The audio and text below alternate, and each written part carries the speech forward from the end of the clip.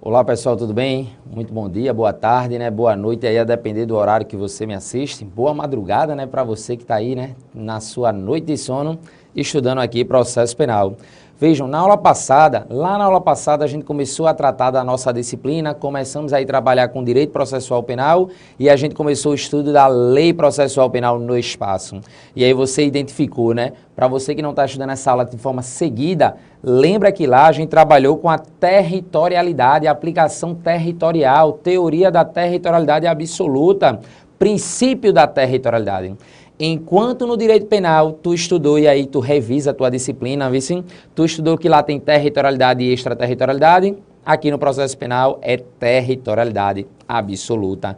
Só que aí qual é o detalhe? Porque você estava aí no seu material, né, estudando, você pegou aí a sua doutrina, pegou o seu livro e encontrou algumas exceções, porque na primeira aula a gente debateu aqui, né, a gente se debruçou na matéria, trazendo a informação de que não se admite a aplicação da lei processual penal fora do território.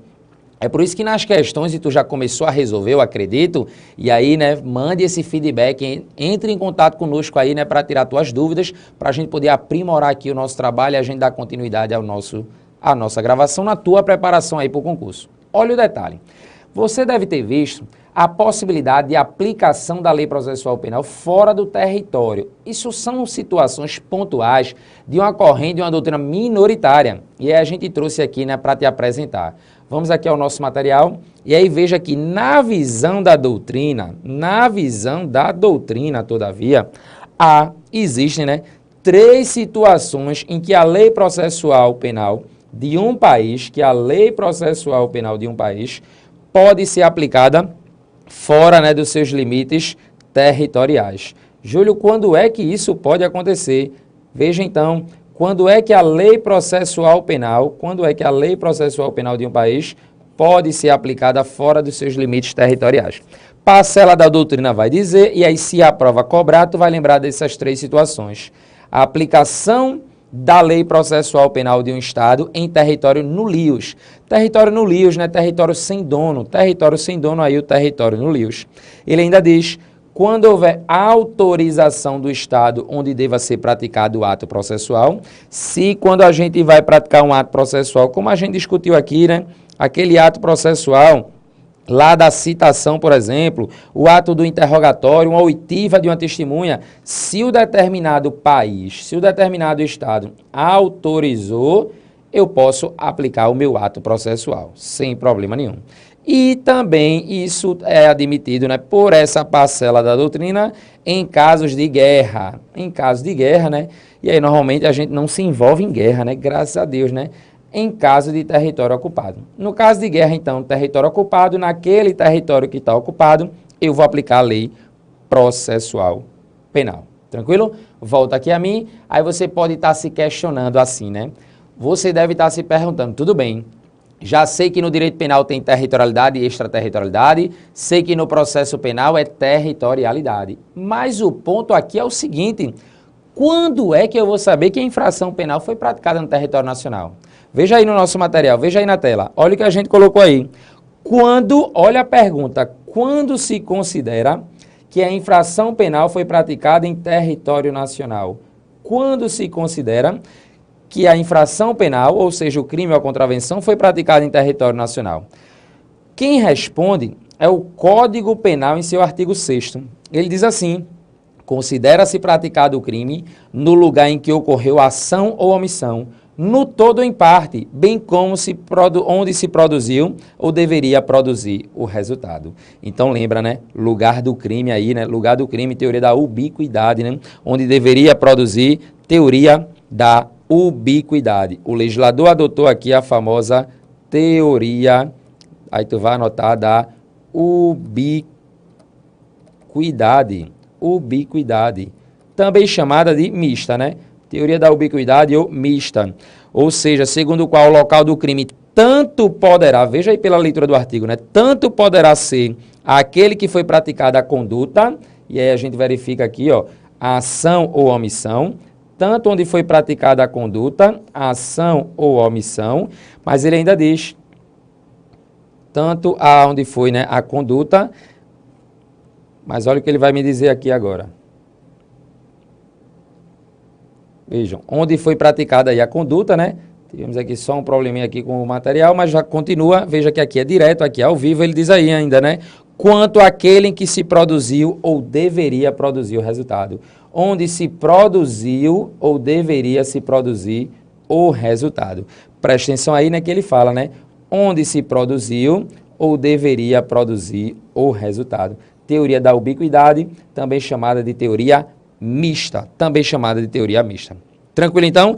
De qualquer modo, lembre aí, né, que de qualquer modo, a gente verificou aí, né, que o próprio Código de Processo Penal, ele vai tratar do tema no artigo 1º, a teoria da territorialidade.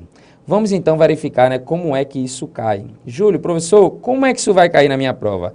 Vamos aí a uma questão aí, né, para a gente trabalhar esse tema. Ele diz, acerca da aplicabilidade da lei processual penal, e aí não confunde. Tu está na tua prova de processo penal, muito cuidado com isso. Aí ele diz, no tempo, vamos estudar ainda, e no espaço, é o que interessa aqui para a gente, e dos princípios que regem o inquérito policial, julgue o item a seguir.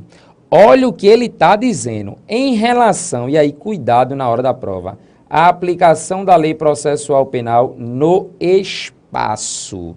Vem aqui comigo, lembra, a questão ela fechou, aí tu diz, fechou por quê, Júlio? Porque tu vai tirar da tua mente tudo que falar de extraterritorialidade. Como ele fala de aplicação da lei processual, lembra, territorialidade. Vamos à nossa tela, aí ele diz, vigora o princípio da territorialidade. Certíssimo. Gabarito corretíssimo, né? Gabarito aí verdadeiro, quanto à primeira questão aí que a gente tem no nosso material. Voltando aqui comigo, lembra então, né, que a gente te disse que a gente vai trazer questões para a gente poder aplicar e poder sedimentar o nosso conteúdo. Tranquilo então, pessoal? Vamos então aí, né, fechar esse tema e vamos partir para um próximo tema, dando continuidade aí à nossa preparação para o teu concurso público. Vamos trabalhar agora com um tema novo, a aplicação da lei processual penal no tempo. Aplicação da lei processual penal no tempo. Aí tu pensa, como assim? Quando a gente trabalha com a aplicação da lei processual penal no tempo, o examinador, quando ele coloca aí no teu edital, ele está querendo que tu observe o estudo quanto ao direito intertemporal. O direito intertemporal. E tu diz por quê? Porque lembra que a lei vai mudando. E aí tu pensa, professor, e a lei muda no Brasil? A lei muda no Brasil, aí tu vai lembrar, a lei muda e a lei muda muito, Você que não é da área jurídica e acompanha o noticiário, você percebe que a lei muda quase todo dia, quase toda semana, quase todo mês a gente tem uma notícia, né, de uma vigência de uma nova lei, a lei mudou, a lei eventualmente, e aí tu pensa, calma, Júlio, calma, professor, devagar. Veja, eu pratiquei um determinado crime. Imagina que tu praticou, né, um determinado crime. Só que aí qual é o detalhe? Estava em vigência uma lei A, estava em vigor, em vigência uma determinada lei. Só que qual é o grande ponto? No curso desse meu processo, no curso do meu procedimento, veio uma lei nova. Veio uma lei nova. Aí tu vai pensar assim, Júlio, eu já sei, eu aprendi que a lei não retroagirá, salvo para beneficiar, então eu só aplico se for benéfica. Pare por aí, viu? Guarde essa informação, mas pare por aí, porque você esqueceu de uma palavra. Quando você diz assim, a lei não retroagirá, é a lei penal. Cuidado com isso, porque são situações totalmente diferentes, totalmente distintas. Tranquilo? Vamos ao nosso material, né, para a gente ver o que é que tu vai ter que estudar. Veja aí o que você lê na tela. Ele diz, a aplicação da lei processual penal, agora, é no tempo. Para a gente poder estudar a aplicação da lei processual penal no tempo, eu tenho que diferenciar o que são normas de direito penal de normas de direito processual penal. Se você fizer essa diferença, meu amigo, você não perde questões normas de direito penal e normas de direito processual penal. Tranquilo? Vamos então verificar o que seria isso. Vê só. Quando a gente fala aí de normas de direito penal, a própria Constituição Federal, o texto constitucional, lá no seu artigo 5º, ele diz assim, a lei, e olha o que ele está colocando aqui, ó, penal, a lei penal o que, Júlio? Não retroagirá. a lei penal não retroagirá, salvo para beneficiar o réu. A lei penal não retroagirá, salvo para beneficiar o réu. Aí tu pega e diz, opa, como assim salvo para beneficiar o réu? Preste atenção no detalhe, vem aqui comigo. Quando ele diz que a lei penal não retroagirá, aí tu vai lembrar, né? Salvo para beneficiar o réu, isso está lá no texto constitucional. Lembra de um detalhe. O Código Penal, ele respeita sempre o texto constitucional. Lembra que quando eu pratico um crime, eu sempre tenho que aplicar, né, a lei que existe, salvo se a lei nova me beneficiar. Imagina então que hoje tu és casado, e tu trai, mas não faça isso, mas imagine que você vai trair a sua esposa. Você traiu a sua esposa, aí você já deve estar pensando, né, Júlio, eu pratiquei o adultério. Certo, mas a questão é, essa conduta é criminosa? Não, não é criminosa. Isso foi revogado. Antigamente a gente tinha isso lá no artigo 240 do Código Penal e tal dispositivo ele foi revogado. Não existe mais, né, o crime de adultério. Qual é o detalhe? Isso foi revogado lá em 2005. 2005, se tu pegar o artigo 240 aí, o teu Código de Processo Penal, tu vai ver que ele está revogado. O detalhe aqui que eu tenho que observar, a grande relevância é que as pessoas que praticaram crime na época em 2004, né, no próprio ano 2005, antes da mudança da lei, também vão ser beneficiados, porque eu tinha lá uma lei dizendo que era crime o adultério. Uma lei nova surgiu, apareceu uma lei nova e revogou a lei anterior, trazendo que vocês aprendem como abolício crimes. A grande questão é, essa lei vai retroagir? Sim, porque nesse caso vai beneficiar. Imagine que hoje você está assistindo aí a aula, imagine, né, que você está assistindo a aula aí, utilizando aí, né, o seu computador, utilizando seu iPad, seu tablet, seu celular, né, você está aí assistindo essa aula em algum local, algum cômodo da sua casa. Mas você poderia estar assistindo essa aula aí, né, numa praça, num ambiente público. E aí imagine que amanhã surgisse uma lei dizendo que assistir aula em local público é crime. Só que tu assistiu ontem. Veja, essa lei pode retroagir para te prejudicar? Não pode. Imagine que vem uma lei nova e diz assim, ingressar na padaria, entrar numa padaria sem camisa, veja, isso pode ofender até os meus costumes, a moral, tudo, mas a questão é, entrar numa padaria sem camisa é crime.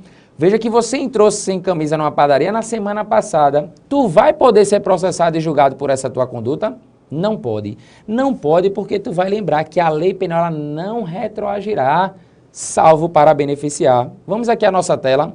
Veja aí o que diz o próprio artigo 2º do Código Penal. Vê só. O Código Penal, ele diz assim, lei penal no tempo. E a gente tem que entender isso aqui para poder entender a lei processual. Ninguém, olha o que ele está dizendo, viu? Não tem isso de excluir A, B e C, não. É ninguém pode ser punido por fato que lei posterior deixa de considerar crime, cessando em virtude dela a execução e os efeitos, aí cuidado com isso, viu? E os efeitos penais da sentença condenatória.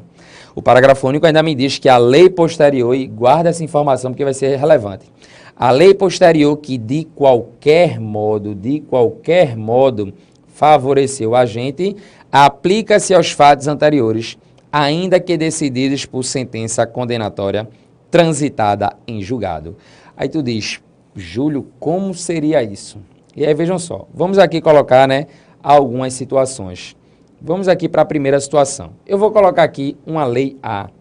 Imagina aqui a vigência de uma lei A, que traz a pena de 1 a 4 anos. Uma lei mais branda, e aí a gente vai ter todo o curso do procedimento, né? Todo esse curso do procedimento até chegar aqui, imagina, até chegar no momento da sentença. Júlio, o processo acaba com a sentença, né? Não, cuidado com isso, viu?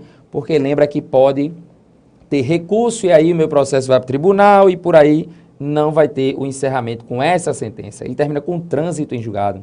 Lembra que no curso do processo, né, pode ter uma causa extintiva da punibilidade e não chegar ao grande dia da sentença. Só que aí, durante o trâmite do processo, surge uma lei B. Trazendo uma pena agora de 2 a 8 anos. Deixa aí na tua tela esse primeiro caso. Vamos aqui para o segundo caso.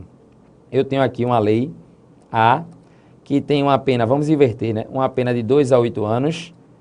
Uma pena de 2 a 8 anos. E aqui eu tenho, antes de chegar no momento da sentença, eu tenho agora uma lei B, que traz uma pena agora de 1 a 4 anos. 1 a 4 anos. 1 a 4 aninhos. Qual o detalhe que a gente tem aqui? A gente vai sempre se questionar, a gente vai ter que se perguntar, no dia que o juiz for proferir essa sentença, a pergunta de prova é, ele vai se valer da lei A ou da lei B? Ele vai se valer da lei A ou da lei B? Aí você vai anotar assim, ó, aqui no primeiro caso, bora separar aqui, segundo caso. No primeiro caso, ele vai aplicar o quê? A lei A. Quer dizer, então, que essa lei A ela será ultra ativa. Ele não aplica a lei B. Por quê, professor? Por quê, Júlio? Porque olha o que a gente leu aqui. A lei penal não retroagirá, salvo para beneficiar. E olha o nosso exemplo. Essa lei penal nova, ela não beneficia. Porque se eu fosse retroagir, e isso aqui é proibido, se eu fosse retroagir, ela iria me prejudicar. Volta aqui comigo, vem aqui. É como se você imaginasse o seguinte, eu vou praticar um crime hoje, tudo bem, um crime de furto, né, para ir, né, estar diante do nosso exemplo, um crime de furto. Qual é o grande ponto aqui? Eu estou preparado para ser processado e julgado e cumprir uma pena, responder por uma pena de 1 a 4 anos. Não é justo que pela demora do Estado surja uma nova lei, uma lei mais grave e eu me prejudique. É aquela ideia, né? Que aí você pensa assim, se eu soubesse que a lei ia aumentar, que o crime ia ter uma pena agora mais grave, eu não teria praticado o crime. Se eu soubesse que a pena ia aumentar para 2 a 8, eu não teria praticado o crime. É quase isso, é quase essa ideia. O Estado não pode me prejudicar pelo fato da sua demora para me processar e julgar. Porque se o Estado tivesse me processado logo, estava tudo tranquilo, né? Minha pena de 1 a 4. Só que vê só o detalhe. Bora aqui na tela no segundo caso. Quando ele coloca aqui agora a lei A com 2 a 8, e eu pratiquei o crime esperando uma pena de 2 a 8, o Estado demorou para me julgar e surgiu uma lei agora B que trouxe uma pena muito melhor. E aí, na prática, eu vou aplicar qual? A lei B, e logo, né, tu vai me dizer que essa lei B, ela será, então, retroativa. Ela retroage até o momento que eu pratiquei o crime, pratiquei a conduta. Então, no momento da sentença, ele vai se valer dessa lei B, né? Essa lei B vai ser a aplicada. Mas vamos agora colocar uma outra situação.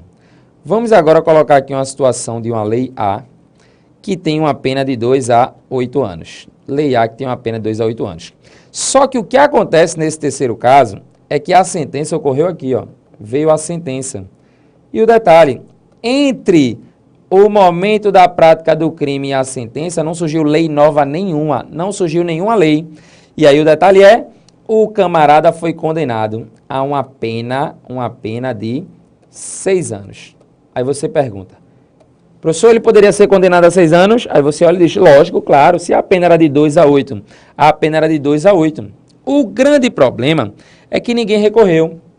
E aí aconteceu o que a gente chama de trânsito em julgado. Ocorreu trânsito em julgado, né, dessa sentença penal condenatória. E com o passar do tempo, olha o que acontece, surge uma lei B, trazendo agora, né, uma pena de 1 a 4 anos. Essa lei B, ela retroage ou não? Essa lei B revogou a lei A. A partir de hoje, quem praticar crime daqui para frente vai ter uma pena melhor, uma pena benéfica, uma pena de 1 a 4 anos. Aí o grande ponto aqui é o seguinte, qual o detalhe? Quando o juiz ele for verificar esse caso, a grande pergunta é, nessa situação que a lei surgiu após a sentença, após o trânsito em julgado, ela vai ser retroativa? Porque vê que no primeiro exemplo, no segundo exemplo, que é diferente aqui do terceiro caso, a lei sempre surgia antes da sentença. A lei sempre estava surgindo aqui, ó, antes da sentença. Só que no meu novo exemplo, o exemplo 3, a lei surgiu aqui, ó, depois da sentença e mais, depois do trânsito em julgado. Essa lei aqui deve retroagir, sim ou não?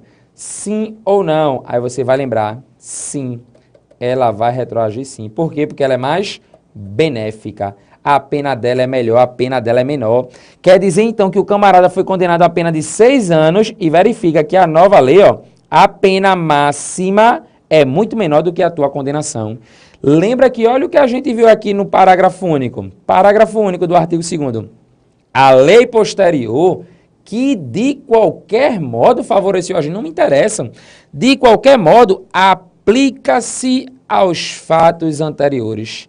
Aí olha o que ele diz agora.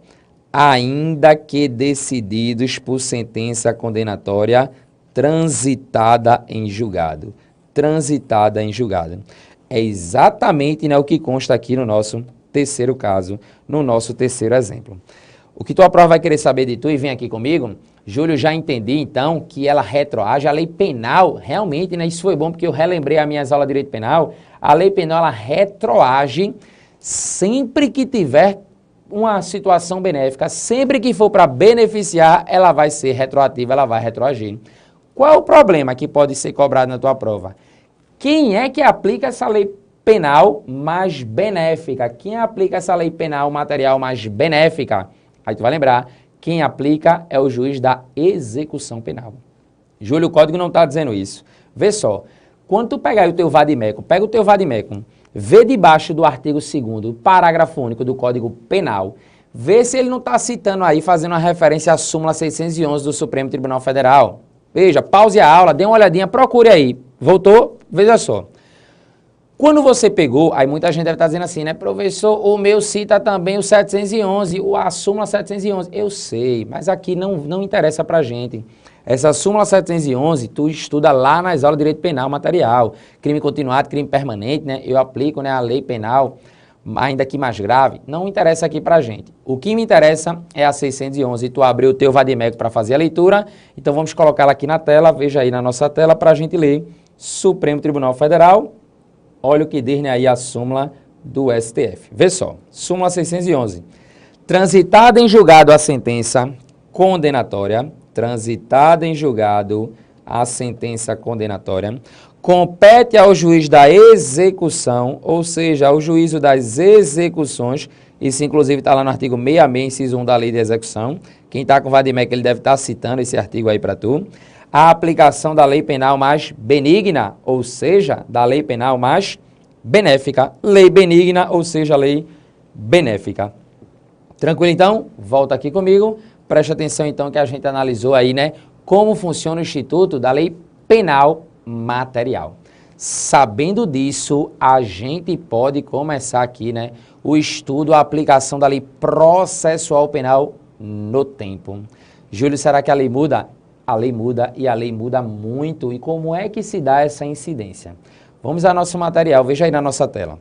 Vamos agora partir para as normas de direito processual penal. Processual penal. O grande ponto é que você vai ter que observar o que é que a gente estuda aqui. Ele vai trazer normas genuinamente processuais, ele vai trazer normas processuais materiais e normas processuais heterotópicas. Veja então que quando se estuda a aplicação da lei processual penal no tempo, deve-se distinguir o quê? Se a norma ela é processual ou se a norma é de direito material. As normas materiais, então, a gente vai falar dela, as normas materiais apenas, aqui é processuais materiais, mas as normas materiais tu estuda lá no direito penal. Possuem efeitos retroativos e visam beneficiar o réu, mas jamais retroagem para prejudicá-lo. Logo, se eu estou diante de uma norma penal mais gravosa, eu vou ter o princípio da irretroatividade. Qual é o grande ponto? Da mesma forma que a lei penal grave não pode retroagir, é certo que a lei mais benéfica é dotada de extraatividade. Qual é o ponto? Vem aqui comigo. Raciocínio totalmente diferente e distinto a gente tem aqui na lei processual penal. No Código de Processo Penal, a gente vai ver que é totalmente diferente. Enquanto a lei penal, ela sempre vai ser, né, benéfica, retroativa, e se a lei nova for melhor, ela será ultrativa, e aí é por isso que lá no direito penal, tu sempre discute, né, ultratividade, retroatividade, lei maléfica, lei benéfica, ultratividade, retroatividade, lei benéfica, lei maléfica. Prova de processo penal, esquece essas expressões. Isso é bom, porque se na prova trouxer lei benéfica, lei maléfica, tu já arrisca porque isso é direito penal. Ultratividade, retroatividade, tu já arrisca porque isso é direito penal. Júlio, e afinal, a lei processual penal, como se dá a aplicação? Aí tu vai lembrar, ó, a aplicação dela é imediata. A lei processual penal, ela tem incidência, ela tem aplicação imediata nos processos, já em andamento, inclusive. Não me interessa se o crime foi praticado antes ou depois. Não me interessa o momento processual que eu estou. A lei processual penal, ela tem aplicação imediata. Ela vai ter incidência imediata. Veja o que diz, vamos na nossa tela, o conceito aí de normas genuinamente processuais. São aquelas que cuidam do procedimento, dos atos processuais, técnicas do processo. A elas se aplica o artigo 2º do CPP. Se aplica o artigo 2º do CPP. Aí tu pensa, o que diz o artigo 2º? Olha aí o que diz o artigo 2º do Código de Processo Penal. A lei processual penal aplicar-se-á desde logo. Decora essa expressão, aplicar-se-á desde logo, sem prejuízo da validade dos atos realizados sob a vigência da lei anterior. Esse artigo, ele contempla o princípio da aplicação imediata. Quando tu está lendo aqui aplicar-se-á desde logo, veja que é o princípio da aplicação imediata, o famoso tempus regit actum. Tu decora essa expressão, veja, ele está aqui anotado, mas tu decora isso aqui que é importante. Tempus regit actum, ou seja, o tempo rege o ato. Tempus regit actum, o tempo rege o ato. Júlio, como assim? Vem aqui comigo. Veja, enquanto o Código Penal trabalha com lei penal no tempo, vai trazer a situação de retroatividade e ultratividade, a nossa lei, lei processual penal, incidência e aplicação imediata, nos processos ainda que estejam em andamento. Aí tu diz, quer dizer então que se a lei processual penal ela for maléfica, eu aplico de toda forma? Sim, e um detalhe, esqueça essa história de ficar, porque a lei é maléfica, porque a lei é benéfica, aqui não aprova direito processual penal. Se tu tá no processo penal, não interessa, não me importa se ela é maléfica, se ela é benéfica. A lei processual está aqui para se preocupar com o processo. O que me interessa é o procedimento, é os atos, o andamento desse processo penal. O andamento processual, é isso que vai me interessar no caso concreto. Tranquilo então? Lei processual penal tem aplicação imediata. Júlio está prejudicando. Não interessa, a gente vai mostrar casos aqui, né, que tu vai ver que prejudica. Eu vou trazer exemplos para tu poder entender. Mas antes disso, vamos aqui ao nosso material e ver o que ele diz. Desse princípio, derivam duas regras fundamentais. Tu tem que decorar essas regras para efeito da tua prova. Primeiro efeito, primeira regra fundamental.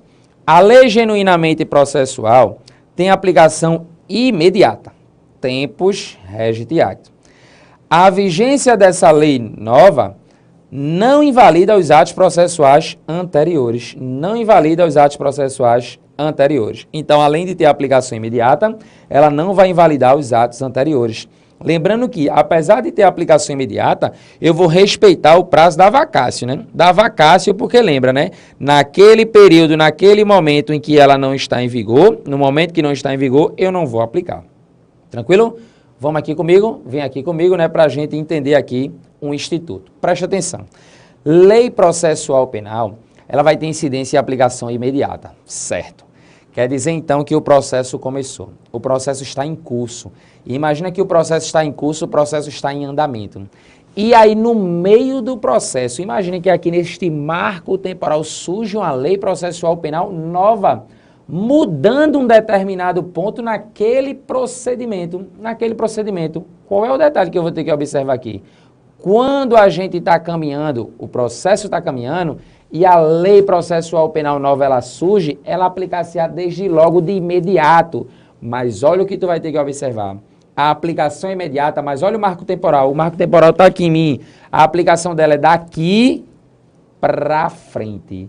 Veja, o processo ele está aqui, ó, caminhando. O processo está vindo, está vindo, está vindo, está vindo. Lei processual penal nova. Pô, lei processual penal nova. Aplicação imediata. Daqui para frente.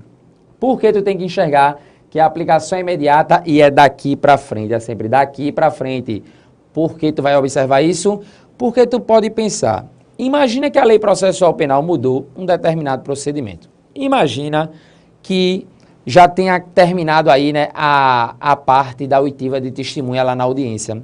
A gente sabe que, pelo menos em regra, eu primeiro vou ouvir testemunha de acusação, testemunha de defesa. Imagina que, pelo menos em regra, né, o que a gente ia falar aqui, pelo menos em regra, a audiência é una. No fantástico mundo do código, a audiência é una para terminar tudo num dia só. Mas imagina que não deu tempo de terminar, não deu tempo. E aí eu mudei. Eu estou diante de uma situação que terminou a oitiva das testemunhas, mas aí lá na frente ainda vai ter reconhecimento de pessoas e coisas, perito, intérprete, acariação se o juiz determinar. Só que aí a lei muda e diz assim, a partir de hoje eu vou inverter, eu vou primeiro ouvir testemunha de defesa e de acusação. Imagine que isso muda. Qual é o problema? Nesse meu processo, já ouvi, eu não tenho como refazer os atos. Veja que a incidência dela é imediata, ela vai se aplicar a todos os processos, mas nos próximos procedimentos, nos próximos processos, eu vou fazer a alteração, eu vou inverter. Nesse meu caso, não dá, porque o ato já aconteceu. E a lei processual penal, ela não está aqui para tumultuar nem dificultar o andamento processual. Ela está para facilitar o procedimento. E aí, qual é o grande ponto? Eu vou aplicar de imediato, mas aí tu diz, Júlio, e eu vou refazer os atos tudinho? Não vou, não vou. E o que já foi praticado não ficou errado não com a nova vigência da nova lei, com a nova lei? Veja, em tese sim, mas qual é o detalhe? O próprio código, ele preocupado com isso, o que é que ele diz? Que eu vou preservar, eu não vou invalidar os atos anteriores, ele vai te dizer, né, que eu vou aplicar de imediato, é o tempus regit actum, aplicar-se-á desde logo, sem prejuízo da validade dos atos realizados sob a vigência da lei anterior. Tranquilo, então? Vamos, então, né, fechar a aula por aqui, e aí na próxima aula eu aguardo você para a gente trazer, né, exemplos práticos de mudança de lei no Código de Processo Penal e que adotamos a teoria da imediatidade. Tranquilo, então, pessoal? Um forte abraço, fique com Deus e aguardo você na nossa próxima aula.